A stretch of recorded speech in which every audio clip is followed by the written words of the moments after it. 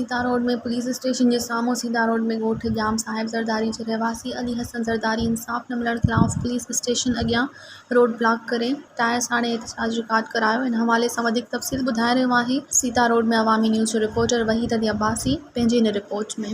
जी जीअं त Sita road police station जे साम्हूं सीता रोड में ॻोठ जाम साहब ज़रदारी जे रहवासी अली हसन ज़रदारी इंसाफ़ न मिलण ख़िलाफ़ पुलिस स्टेशन अॻियां रोड ब्लॉक करे टायर साड़े एहतजाज रिकॉर्ड करायो।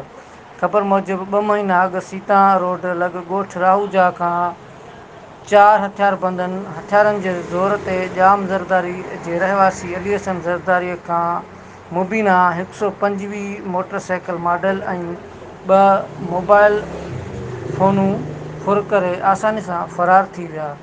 2 महीना गुज़री विया आहिनि। फुर थियल गाॾी ऐं मोबाइलूं रिकवर करे नथियूं ॾिनियूं वञनि।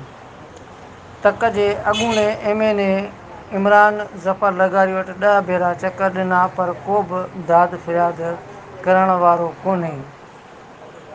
हिन वधीक आला इंतिज़ामिया खां मुतालबो कयो आहे त फुर थियल गाॾी ऐं मोबाइल फ़ोनूं वापसि कराए मूंसां इंसाफ़ कयो वञे। जी मज़ीद ख़बरनि ऐं तफ़सीलात लाइ विज़िट कयो असांजी वेबसाइट www.awamiNewsHD.com ऐं ॾिसंदा रहो अवामी न्यूज़ HD।